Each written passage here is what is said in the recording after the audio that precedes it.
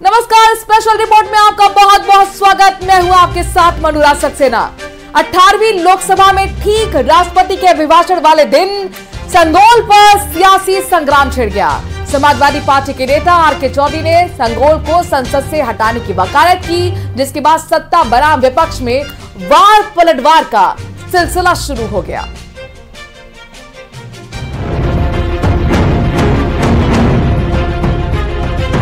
लोकतंत्र के मंदिर में सिंगोल रखा जाए, ये ठीक बात नहीं है। उन्हें ये लगा होगा कि प्रधानमंत्री जी जब शपथ लेने गए थे तो प्रणाम नहीं किया था, हो सकता है इसी वजह से उनकी भावना इस तरह की आई हो कि हटे। एक साथ आगे बढ़ने का प्रयास करें, ना कि इस तरीके के विवादित बयान देकर बंटवारे की राजनीति करें। क्यों उठी सेंगोल को हटाने की मांग?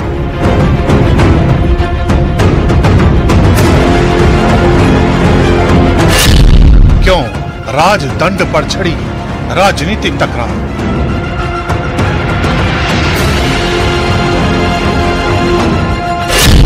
क्यों अचानक चर्चा में आया सेंगोल?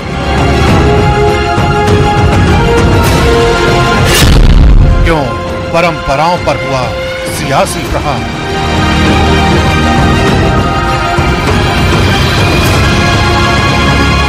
इन सवालों के साथ उठे तूफान की कहानी समझने से पहले उसके एपिसेंटर को समझिए और सुनिए समाजवादी पार्टी के सांसद आर.के. चौधरी का वो बयान जिसमें उन्होंने सेंगोल को संसद से हटाने की मांग कर डाली। उस जमाने में सिंगोल रहा होगा न्याय का सिंबल, लेकिन आज तो लोकतंत्र है जी, और लोकतंत्र के मंदिर में सिंगोल रखा जाए, ये ठीक बात नहीं है।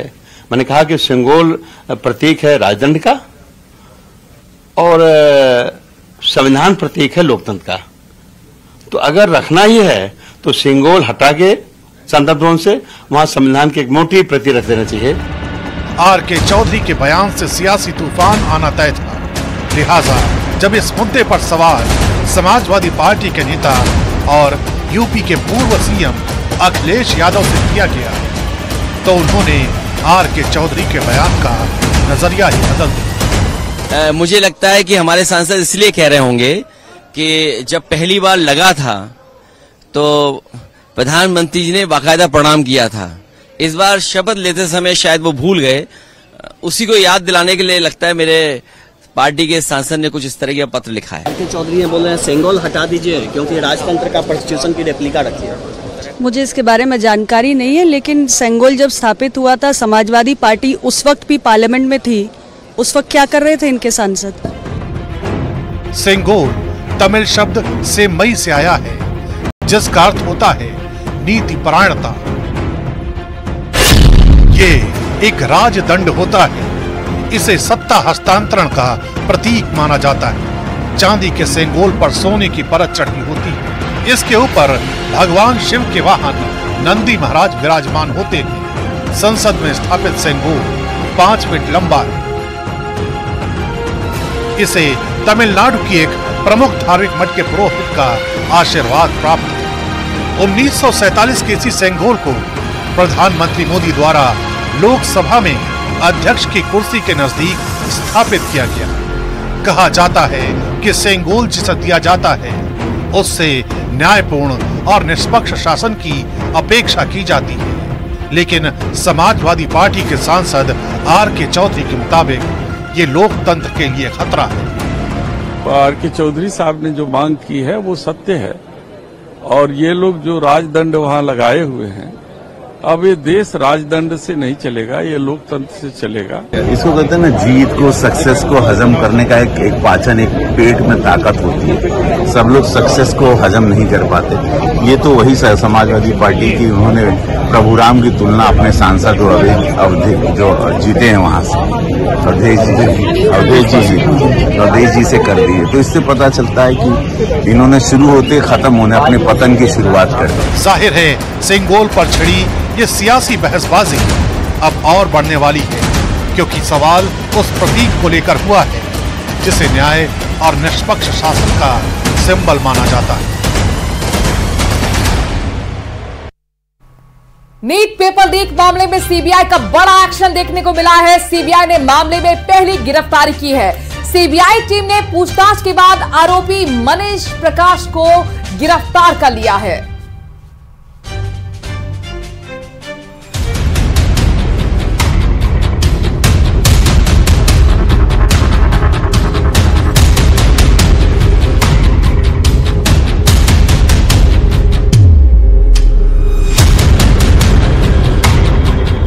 झारखंड के नक्शे में दिख रहे इन 3 जिलों की कहानी के तार उस कांड से जुड़े हैं जिस पर पूरे देश की नजरें टिकी हुई। इसलिए न्यूज 18 इंडिया की टीम भी जा पहुंची हजारीबाग, उस सेंटर पर जहां से नीट पेपर लीक की कहानी के तार जुड़े। दावा किया जा रहा है कि प्रश्न पत्र जिस कुरियर कंपनी से हजारीबाग तक पहुंचे उसकी सर्विस में लापरवाही बरती गई, लिहाजा हम भी सच की तलाश में उस कुरियर कंपनी के दरवाजे तक पहुंच गए। खबर तो ये भी है कि लापरवाही इस कदर बरती गई कि प्रश्न पत्र को बिना किसी सुरक्षा के ई रिक्शा के जरिए पहुंचाया गया। शक इसलिए और गहरा हो रहा है क्योंकि प्रश्न पत्र के जिस डिजिटल बॉक्स को खुद 1:15 बजे खुल जाना चाहिए था, उसे मैनुअल लॉक की तरह काट कर निकालना पड़ा। बॉक्स खोलने का एस्टिमेटेड टाइम है 1:15, उस समय वो बीप करता है और स्वयं खुल जाता है। इस बार हम लोग भी वही वेट कर रहे थे कि वो स्वयं खुल जाएगा, ना बीप की आवाज आई ना खुला। 5 सेंटर्स में रेंडर में थे, 5 सेंटर्स में एग्जैक्टली यही चीज हुआ। तो हम लोगों ने एनटीए को इन्फॉर्म किया कि इस तरह का ना कोई बीप की आवाज आई ना लॉक खुला। तब हम लोग को मालूम हुआ कि सारे जगह से ये कंप्लेंट्स आ रहे हैं और एनटीए ने हम लोगों को गाइड किया कि जो कटर उन्होंने प्रोवाइड किया है उसी से उस लॉक को भी डिजिटल लॉक को भी कट कर दिया जाए। और जो कट करना थोड़ा सा मुश्किल था, हम लोगों ने कट किया और फिर एग्जाम सुचारू रूप से चलाए।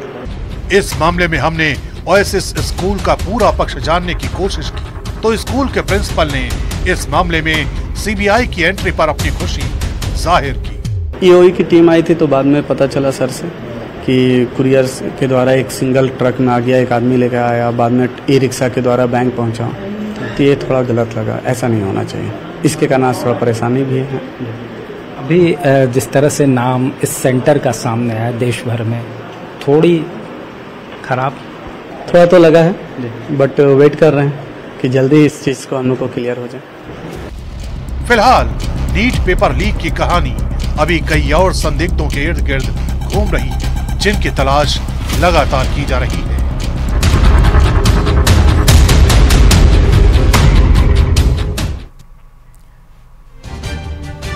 नेपाल में जहां बारिश ने तबाही मचाना शुरू कर दिया है तो वहीं दिल्ली एनसीआर में लोगों को गर्मी से राहत मिली है। लेकिन बिहार और यूपी से बारिश की आई 2 तस्वीरें आपको हैरान कर देंगी।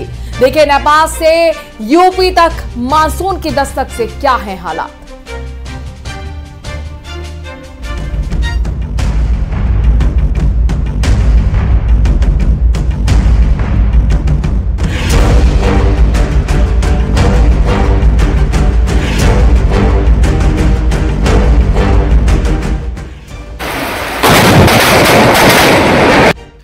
नेपाल में तबाही का मॉनसून।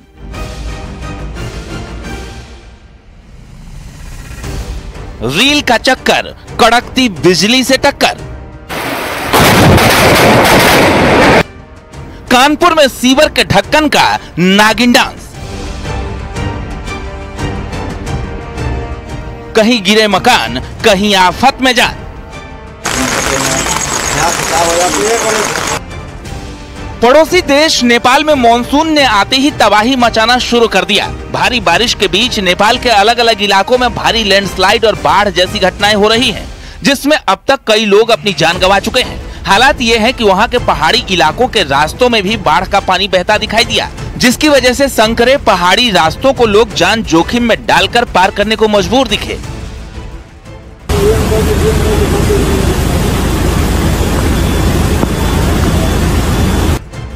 तो वहीं लगातार हो रही बारिश की वजह से कई इलाकों में लैंडस्लाइड हुआ, जिसमें कई घर तबाह हो गए। आमतौर पर नेपाल में मॉनसून 13 जून को आता है और 23 सितंबर तक रहता है, यानी अभी तो नेपाल में बारिश अपने शुरुआती दौर में है और अगले 3 महीने तक वहां लगातार बारिश होना बाकी है। लेकिन नेपाल में अभी से हालात इतने बदतर दिखाई दे रहे हैं कि हर दिन बारिश और लैंडस्लाइड जैसी घटनाओं की वजह से नेपाल में लोगों की मौत हो रही है और प्रशासन की व्यवस्था भी नाकाफी साबित हो रही है। बिहार से एक दिल दहला देने वाला वीडियो सामने आया, वीडियो में बारिश के समय आसमान से बिजली गिरती दिखाई दी। दरअसल मानसून की बारिश के दौरान सीतामढ़ी में एक लड़की छत पर वीडियो बनाने पहुंच गई। जैसे ही उस लड़की ने वीडियो बनाना शुरू किया, वहां धमाकेदार आवाज के साथ अचानक बिजली गिरी, जिसकी वजह से वो लड़की डरकर वहां से भाग गई और उसके मोबाइल कैमरे में बिजली गिरने की पूरी घटना रिकॉर्ड हो गई।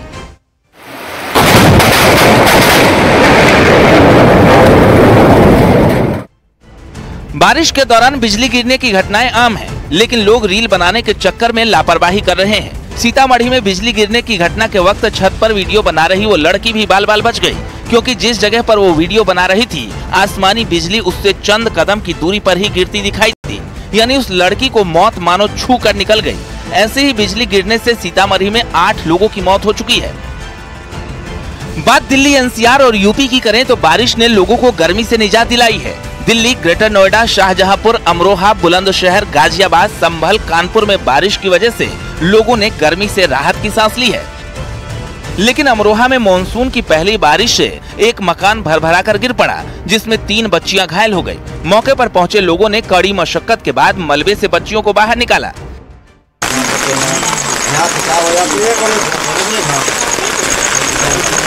कानपुर में बारिश के बाद अजब नजारा देखने को मिला है। यहाँ पर सीवर का एक ढक्कन डांस करता हुआ दिखाई दिया।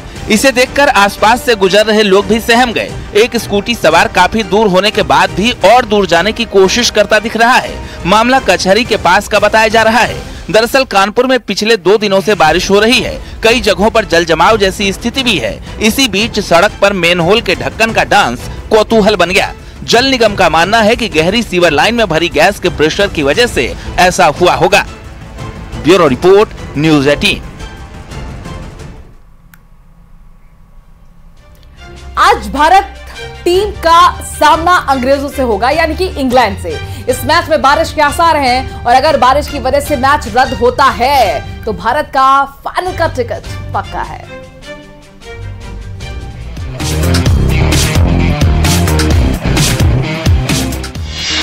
ट्रॉफी का इंतजार होगा खत्म। 2007 की जीत फिर करेंगे रिपीट। अंग्रेज सावधान, अब हम वसूलेंगे लगान। पिछले सेमीफाइनल का मिलेगा करारा जवाब। जवाब देने के लिए हम तैयार हैं, हिसाब चुकता करने के लिए हम रेडी हैं।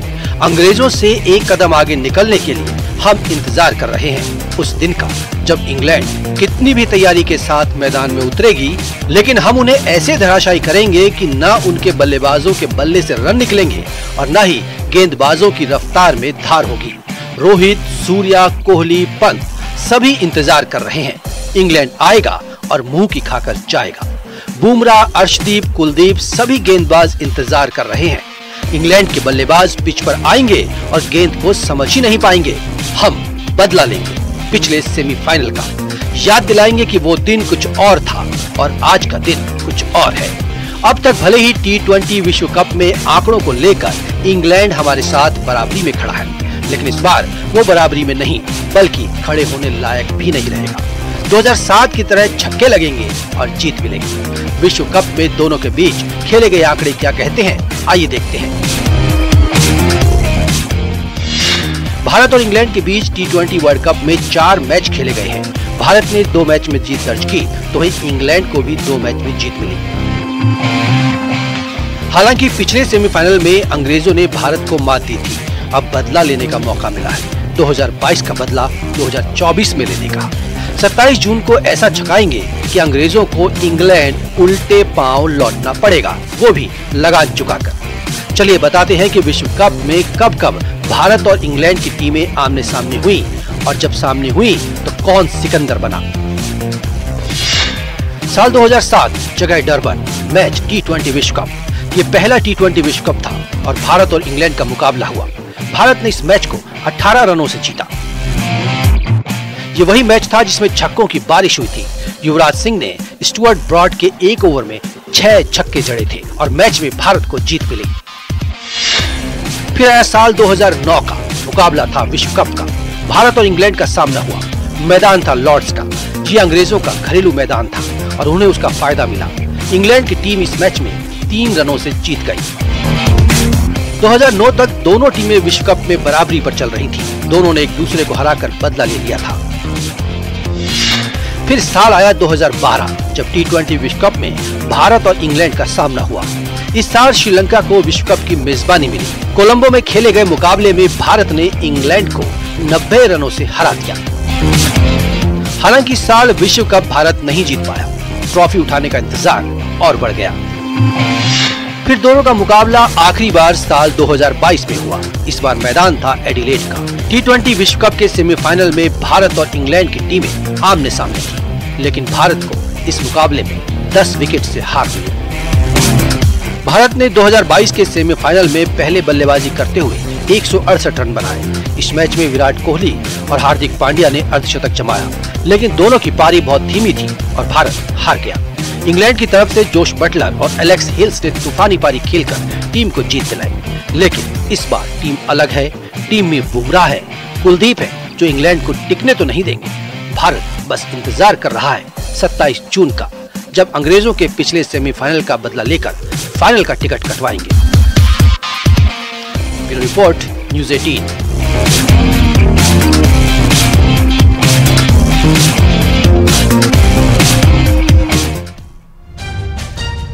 भीषण गर्मी हो या फिर कड़कड़ाती ठंड, सड़क पर तैनात ट्रैफिक पुलिस कर्मियों को अब परेशान नहीं होना पड़ेगा, क्योंकि यूपी सरकार ने ट्रैफिक पुलिस कर्मियों को एसी हेलमेट पहना दिया है। कैसा है ये एसी हेलमेट और कैसे काम करता है, ये रिपोर्ट देखिए।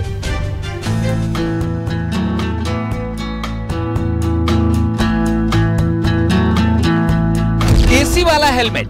जी हाँ, अगर आप बाइक चलाते हैं तो सोचिए, अगर एसी वाला हेलमेट आपके पास हो तो भीषण गर्मी में आपको कितनी राहत मिलेगी। यूपी पुलिस ने अपने ट्रैफिक पुलिस कर्मियों को एसी वाला हेलमेट देकर उन्हें चिलचिलाती धूप और कड़कती ठंड से बचने के लिए बेहतरीन तरीका अपनाया है।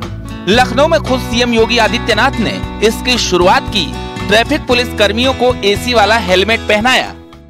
तो भीषण गर्मी होती है, लू चल रहा होता है, तब ट्रैफिक पुलिस चौराहे पर खड़ी होकर के लोगों को यातायात की बेहतर सुविधा प्रदान करती है। और उस बेहतर सुविधा के साथ उन्हें बहुत बार हम देखते हैं कि ट्रैफिक पुलिस के जवान यातायात को सुव्यवस्थित करते करते वहीं पे बेहोश हो जाते थे, किसी के साथ कैजुअल्टी हो जाती है। यह एयर कंडीशन जो हेलमेट है, यह उसकी कुछ हद तक मदद करने में सहभागी बनेगा। कानपुर पुलिस का यह अभिनव प्रयास एक सराहनीय प्रयास है। मैं इसके लिए यूपी पुलिस को और कानपुर कमिश्नरेट को इसके लिए हृदय से बधाई देता हूं।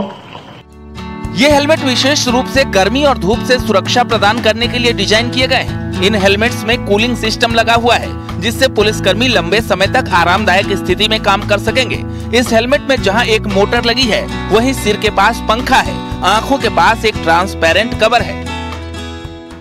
गर्मी में अपना कार्य करते हैं तो उनको देखते हुए, उनकी कठिनाइयों को देखते हुए हम लोगों ने ये पायलट प्रोजेक्ट के रूप में इसको शुरू किया। CSR के माध्यम से हमें एक कंपनी ने ये एसी हेलमेट दिया है, जिसे हैदराबाद की कंपनी ने बनाया है। बेसिकली इसमें टेक्नोलॉजी अगर आप यहाँ पे दिखाएंगे, ये बैटरी है इसका। अगर इसको एक बार फुल चार्ज करते हैं तो 8 घंटा इसका बैकअप है। और इसको ऑन करने के लिए सीधे आपने ये ऑन कर दिया, इसमें से आपको ये हवा आने लगी, तो ये गर्मी में भी काम करेगा। ठंड में इसमें हीटिंग टेक्नोलॉजी भी है। इसको थोड़ी देर तक प्रेस करेंगे तो ये बटन ऑन हो गया, इसमें से गर्म हवा आने लगती है। तो ये बेसिकली ये टेक्नोलॉजी बनाई गई है। इस खास हेलमेट का निर्माण हैदराबाद की एक कंपनी ने किया है। एक हेलमेट की कीमत करीब 12 से 16 हजार रूपए बताई जा रही है। इसमें लगी बैटरी एक बार चार्ज करने पर करीब 8 घंटे तक चलती है। इस बैटरी को कैसे चार्ज करेंगे उसको? तो इसके लिए चार्जर अडाप्टर है, सिंपल अडाप्टर। एक बार कितनी देर चार्ज करने में कितनी देर चलता है? अगर फुल चार्ज कर लेते हैं तो 8 घंटे चलता है। तो ये मान के चलें कि जो ड्यूटी टाइमिंग है उस दौरान ये पूरा काम करेगा? बिल्कुल बिल्कुल ये काम करेगा। तो यहाँ क्या आपने उस कंपनी को कैसे अप्रोच किया कुछ? अगर बेसिकली ये कंपनी को मतलब जो गर्मी अप्रोच कर रहा था, तब हम लोगों ने डेमो के रूप में लगभग 5 से 7 हेलमेट मांगे थे। हमारे ट्रैफिक पुलिस कर्मियों ने उसे यूज किया, उनका संतोषजनक रिस्पॉन्स रहा, फीडबैक। आपको बता दें कि सबसे पहले कानपुर पुलिस कमिश्नरेट में चौराहों पर ड्यूटी करने वाले ट्रैफिक पुलिस कर्मियों को गर्मी से बचाने के लिए एसी हेलमेट पायलट प्रोजेक्ट के तहत दिया गया था। इसके बाद लखनऊ में इसका ट्रायल किया गया और अब इसे ट्रैफिक पुलिस कर्मियों को सौंप दिया गया है। कानपुर पुलिस की एक नई पहल थी जो आज जमीन पर देखने को मिल रही है। वो संवेदनशील होंगे जनता के प्रति और खुद वो सुरक्षित भी रहेंगे। कैमरामैन अनिल के साथ ऋषभ मणि त्रिपाठी, न्यूज़ 18 लखनऊ।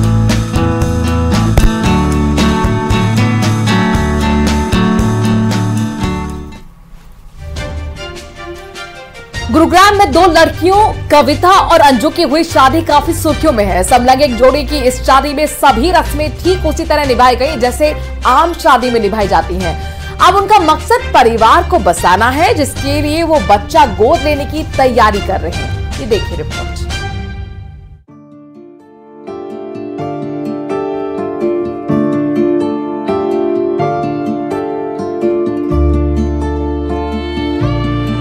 दिल्ली से सटे गुरुग्राम में हुई एक शादी काफी चर्चा में है। यहाँ एक महिला ने दूसरी महिला से शादी की है। गुरुग्राम की रहने वाली 30 साल की अंजू शर्मा की शादी हरियाणा के फतेहाबाद की रहने वाली 30 साल की कविता से हुई है। बिल्कुल, क्योंकि हम तो 4 साल से एक साथ ही रह रहे हैं, तो ये डिसीजन हमने बहुत सोच समझ के लिया है। और मतलब 3 महीने या 2 महीने कुछ दिन हमारी शादी को हो गए हैं, तो हम लोग खुश हैं, साथ में ही हैं और अपने इस फैसले से बहुत खुश हैं। कोई दिक्कत नहीं हमें, और आगे देखो भविष्य में जो भी आगे का अच्छा ही होएगा।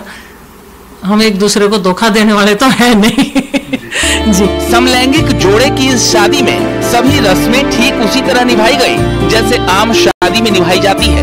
दोनों का जयमाला भी हुआ और 7 फेरे लेकर मांग में सिंदूर भी भरा। अपने परिवार और लगभग 80 मेहमानों की मौजूदगी में अंजू और कविता 24 अप्रैल को गुरुग्राम की छोटी पंचायत धर्मशाला में पूरे धूमधाम और पारंपरिक रीति रिवाजों के साथ शादी के बंधन में बंध गए। कोई दिक्कत नहीं है, बट मेरे को जो डर था सबसे ज्यादा मेरी बिल्डिंग का था कि कोई आके खड़ा नहीं हो जाए, हमारे बच्चों पे क्या वो होएगा, असर होएगा। और लोग बाग अभी समाज में कुछ बोलते भी हैं कि आप लोगों ने क्या किया है, गंदगी कर दी, मतलब बहुत कुछ आता है। फेस टू फेस कोई आके नहीं बोल रहा है।